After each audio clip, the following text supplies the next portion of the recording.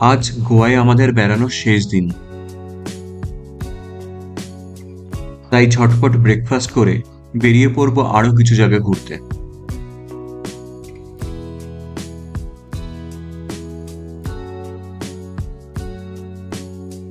আজ ব্রেকফাস্টে ছিল অনিয়ন পরোটা, পুরি, সবজি, ভার্মিসেলি, সুজির হালুয়া ছাড়াও অনেক কিছু।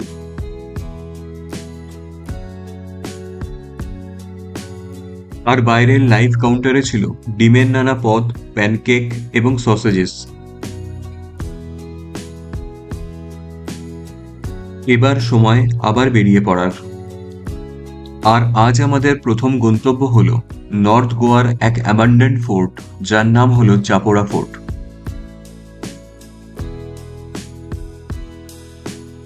আবার এক সুন্দর দিনের সকাল সকাল আমরা দুজনে বেরিয়ে পড়লাম টু হুইলার নিয়ে। নর্থ গোয়াতে বারবার আসার ফলে এখানকার রাস্তাঘাট আমাদের এতটাই পরিচিত হয়েছে যে এখন আর গুগল ম্যাপের দরকার পড়ে না। এখানকার আঁকাবাঁকা গলিপথের মধ্যে দিয়ে আমরা এগিয়ে চললাম চাপোরা ফোর্টের উদ্দেশ্যে।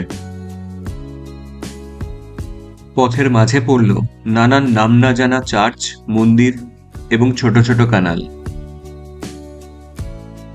আজ আমাদের উদ্দেশ্য প্রথমে চাপোরা ফোর্ট দেখা, তারপর নর্থ গোয়ার কিছু লেস ক্রাউডেড বিচ যেমন ভ্যাগাটার বিচ এবং আঞ্জুনা বিচ ঘুরে ফিরে আসা হোটেলে।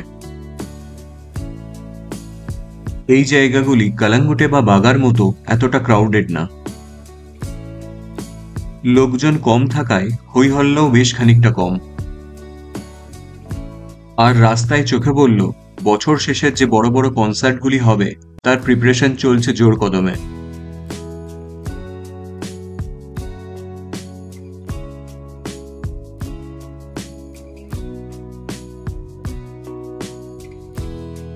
এই ফোর্টে পৌঁছানোর আগে এখানকার একটি বড় স্ক্যাম সম্পর্কে আপনাদের জানিয়ে রাখি। এই ফোর্টের মূল এন্ট্রান্সের বেশ কিছু আগে একটু নিচ থেকেই লোকজন আপনাকে দাঁড় করিয়ে দেবে এই বলে যে উপরে পার্কিং করতে দেওয়া হয় না, তাই নিচেই আপনাকে পার্কিং করতে হবে। এবং তার জন্য এরা কিছু কিছু জায়গায় রাস্তাও ব্লক করে রাখে বাস দিয়ে। আপনার কাছ থেকে পার্কিং ফি হিসাবে নেওয়া হবে প্রায় 50 থেকে 100 টাকা। তাছাড়াও প্রায় 1 কিলোমিটার রাস্তা আপনাকে হেঁটে হেঁটে উপরে উঠতে হবে। অথচ উপরে উঠে মূল প্রবেশদ্বারের কাছে আপনি দেখবেন বিশাল বড় পার্কিং টু হুইলার এবং ফোর হুইলারের জন্য। আর সেটি একদমই ফ্রি অফ চার্জ। স্থানীয় অ্যাডমিনিস্ট্রেশন কি করে এগুলোকে অ্যালাউ করছে জানি না। এই যে সামনে দেখছেন বাচ্চা নিয়ে যে ফ্যামিলি দুটি হেঁটে হেঁটে উপর থেকে নিচে নামছে, তারাও নিচে গাড়ি রেখে হেঁটে হেঁটে এসেছিল।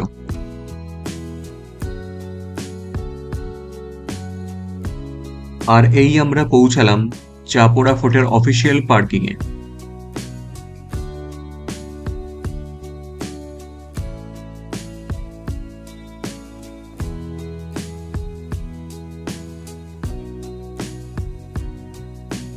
এবার পালা বেশ কিছু সিঁড়ি ভেঙে ওঠার। সময় লাগবে প্রায় 7 থেকে 10 মিনিট মতো। সিঁড়ির স্টেপসগুলি যথেষ্ট কমফোর্টেবল, তাই বয়স্করা আসলেও আস্তে আস্তে রেস্ট নিয়ে তারাও উপরে উঠতে পারবেন সহজেই। এই পরিত্যক্ত ফোর্টের ওপর থেকে ভ্যাগাটার বিচ, চাপোরা নদী এবং আরব সাগরকে অদ্ভুত সুন্দর দেখায়। আর ওপরে উঠতে উঠতে অল্প কিছু ইনফরমেশন এই ফোর্টের ব্যাপারে।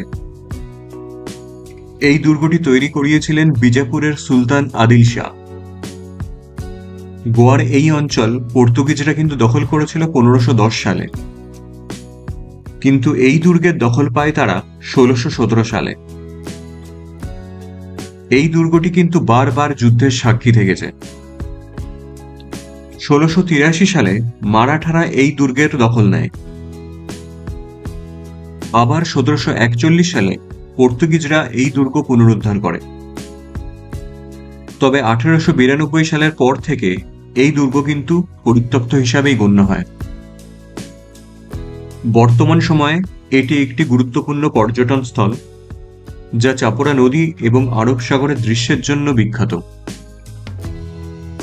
বেশ কিছু বলিউড সিনেমার শুটিংও হয়েছে এখানে। যার মধ্যে সবথেকে উল্লেখযোগ্য দিল চাহতা হ্যায়।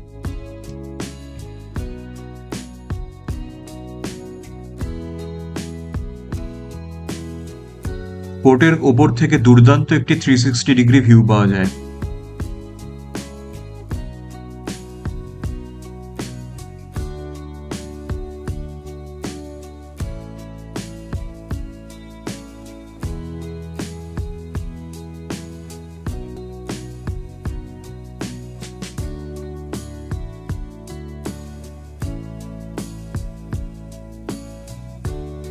এবার আমরা প্রবেশ করব এই পরিত্যক্ত ফোর্টের ভেতরে।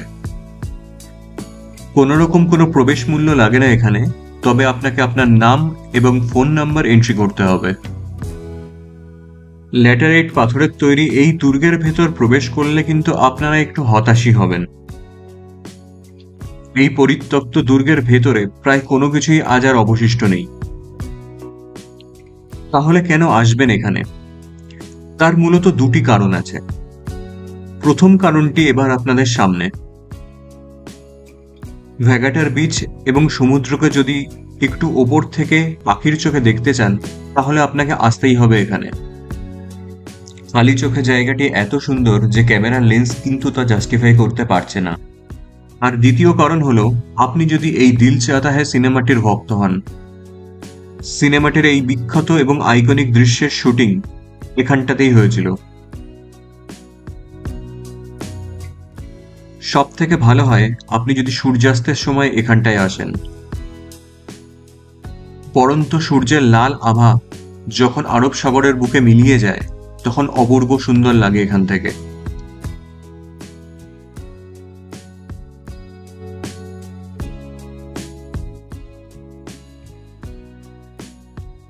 এবার পালা এখান থেকে নামার।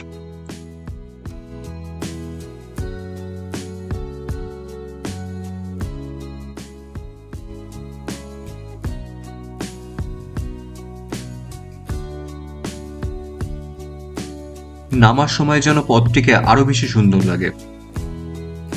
সামনের সিঁড়ি দেখে এমন ইলিউশন জাগে মনে, যে যেন সিঁড়ি নামতে নামতে চলে গেছে সমুদ্রের বুকে। আর এই ওপর থেকে যে আমরা ভ্যাগাটার বিচ দেখলাম, এবার আমাদের গন্তব্য সেই ভ্যাগাটার বিচ।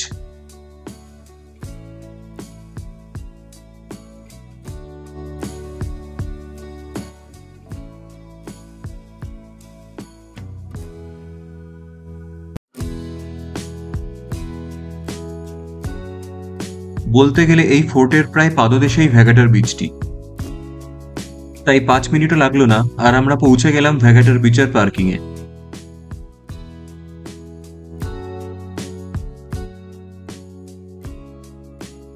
গোয়ার যে কটি সুন্দর এবং নির্জন বিচ আছে, ভ্যাগাটার বিচটি তার মধ্যে অন্যতম।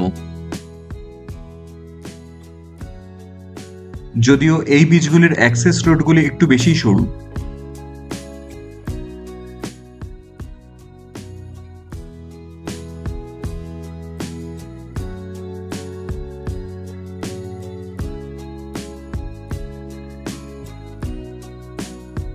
ওপরে ওই দূরে ক্লিফের উপর দেখা যাচ্ছে চাপোরা ফোর্ট, তার সামনে সাদা বালি আর সমুদ্রের নীল জলরাশি।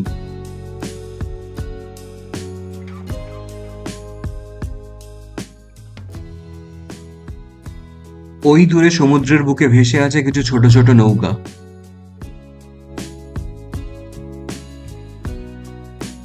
আবার এই দিকে সমুদ্রের বুক থেকে জেগে ওঠা কিছু কালো কালো পাথর, সব মিলেমিশে জায়গাটি দুর্দান্ত।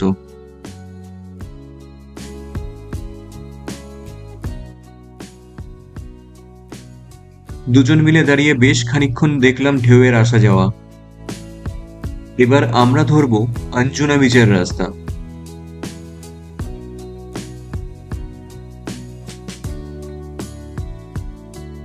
আঞ্জুনা বিচও ভ্যাগাটার বিচ থেকে খুব একটা দূরে না। আঞ্জুনাতে পার্কিং ফি লেগেছিল 30 টাকা।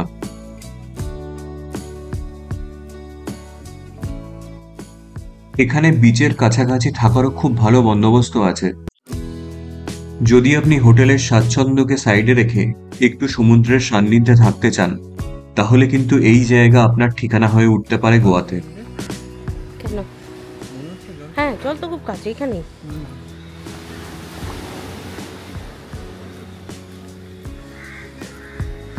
Do you want to have a coffee here?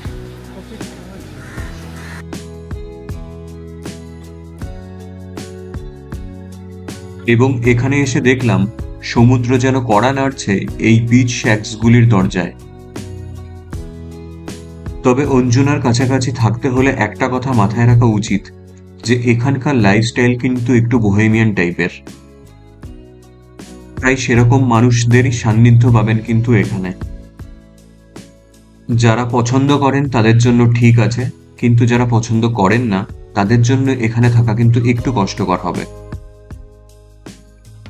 তবে এই সুন্দর পরিবেশে একটা কফি খাওয়ার লোভ সামলাতে পারলাম না, তাই অর্ডার দিয়ে ফেললাম 2টি কফি এবং 2টি সানি সাইডস আপ।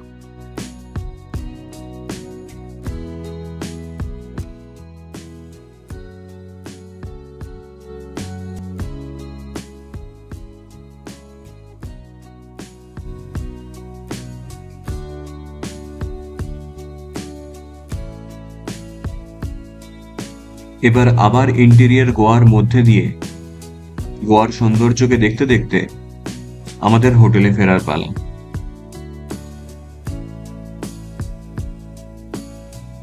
গোয়াতে বেশিরভাগ জায়গাতেই আপনি যেখানে দাঁড়িয়ে যাবেন মনে হবে এখানটাই ছবি তোলার জন্য আদর্শ। সমুদ্র, পর্তুগিজ ইতিহাস, ছোট ছোট ক্লিফ, নারকেল গাছ ঘেরা সুন্দর রাস্তা, তার মাঝ দিয়ে বয়ে যাওয়া ছোট ছোট ক্যানালস আর নাইট লাইফ মিলে গোয়া কিন্তু আপনাকে মুগ্ধ করবেই। গোয়াতে আমাদের বেড়ানোর সময়কাল প্রায় শেষের দিকে। এরপর বিকেলবেলার দিকে কালাঙ্গুট মার্কেট থেকে ছোটখাটো শপিং করে কাল খুব ভোরবেলা আমরা ধরবো ব্যাঙ্গালোরের ফ্লাইট।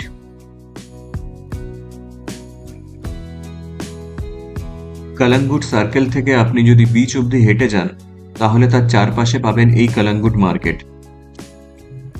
বিভিন্ন বিচ ওয়্যার, ঘর সাজানোর সামগ্রী বা টুকটাক কেনাকাটার জন্য আদর্শ এই মার্কেট। যদিও বলে রাখি, এই মার্কেটে সস্তায় শপিং করতে হলে কিন্তু আপনার বার্গেনিং পাওয়ার থাকতে হবে। সাথে সাথে মনে রাখবেন, এখানকার জিনিসপত্রের কোয়ালিটি কিন্তু খুব বেশি ভালো না, তাই একটু লো বাজেট শপিং করাই এখান থেকে শ্রেয়।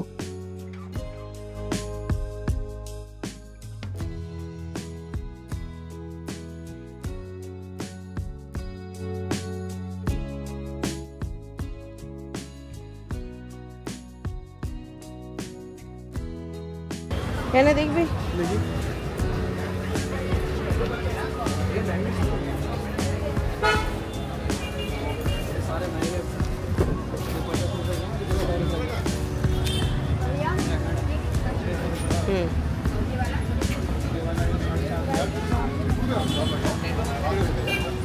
দেখ দেখ দেখ।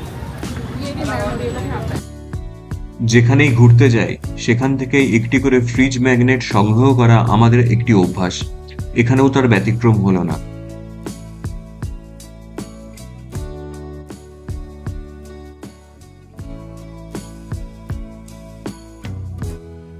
আপনারা আরো পেয়ে যাবেন এখানে গোয়ান কাজুর অনেকগুলি দোকান।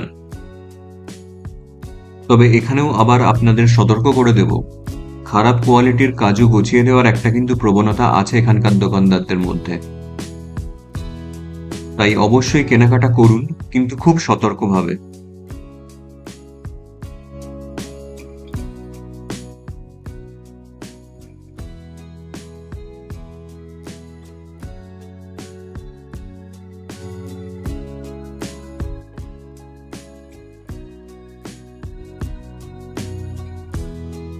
আর দেখুন, এখানেও পেয়ে গেলাম একদম বাঙালি খাবারের দোকান, তাই একটা ক্লিপ তুলে নেওয়ার লোভ সামলাতে পারলাম না।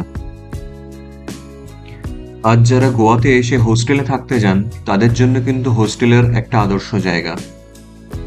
ভালো পরিবেশ, খরচ অনেকটাই কম, কিন্তু আপনাকে হয়তো কিছু মানুষের সাথে রুম শেয়ার করে থাকতে হবে। এবার পালা ডিনারের। আবারও চলে আসলাম আমরা ওশিয়ান গ্রিলসে। আজকে ডিনারে ছিল রাওয়া প্রন ফ্রাই আর সাথে মিক্সড ফ্রাইড রাইস আর ড্রাই চিলি চিকেন।